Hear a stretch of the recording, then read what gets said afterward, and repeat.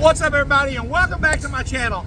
My name is Sean. I'm a CDL trainer here at Roselle Transport, and in today's video I'm going to go over 8 tips with you about driving in the winter so you can be prepared. Winter's right around the corner, and if you don't know how to drive in the winter, you can be in a lot of trouble. So I hope this video helps you out. But hey, if you're new to my channel, make sure you subscribe. I put out videos every day trying to teach you something that the CDL school will not teach you. Let's get into it.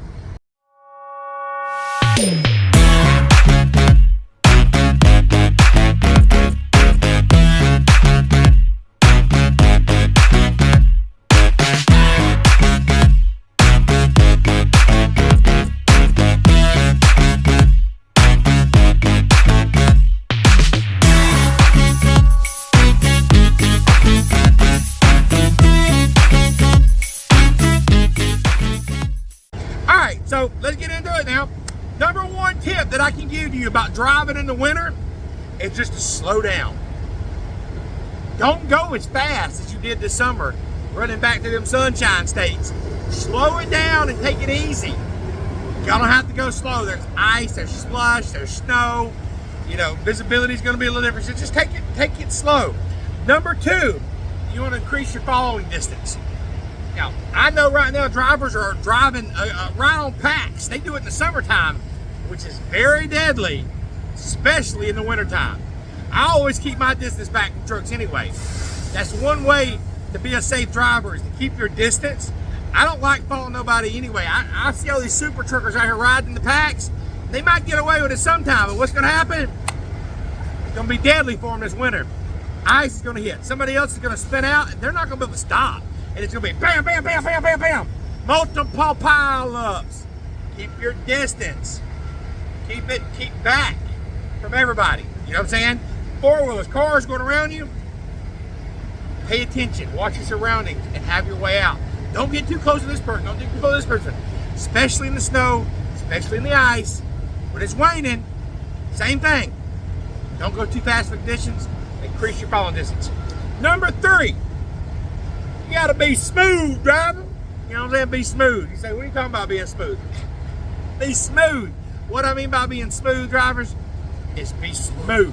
Be smooth on the brakes. Be smooth on the accelerator. Be smooth on the herky-jerky. Don't just turn fast like that. Be smooth.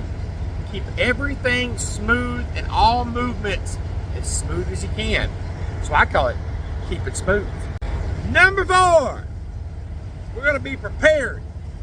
We're going to make sure we got some boots. Yeah, man, I'm going to have me some boots. Got me some old waterproof boots up in the truck. I got me a good jacket. I got some hoodies. I got me a bogger. I got me some gloves. You don't want to be out there doing a pre-trip and checking things out and your hands are all cold. You're trying to shut the doors and you're trying to slide the fifth wheel, slide the tandems. Be prepared. Also, you want to make sure that you never go below a quarter tank of fuel. I don't want to do that anyway. In the wintertime, and I'm running out in North Midwest, I don't go below half a tank, just in case I get stuck. And drivers, I've been stuck several times. You get stuck out here and you can't go nowhere, you want to make sure you can stay warm. You don't want to freeze.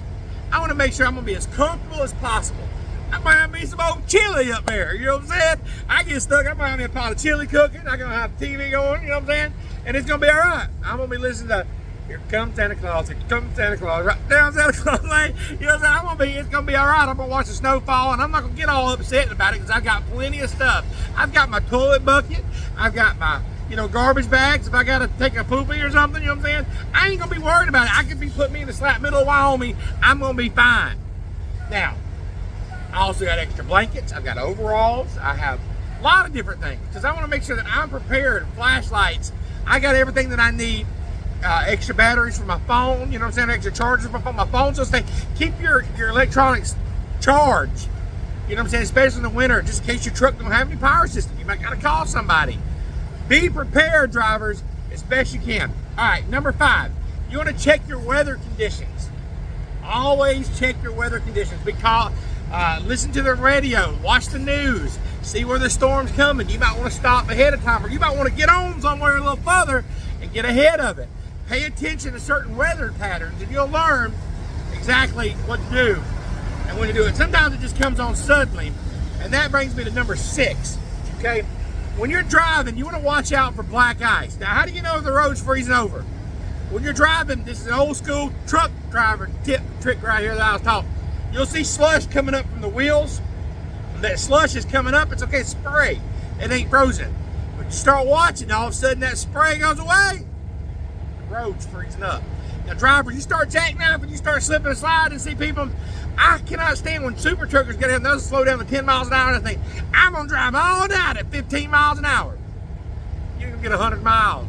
You risk it. Pull over for the night, find you wherever you can safely, and stop.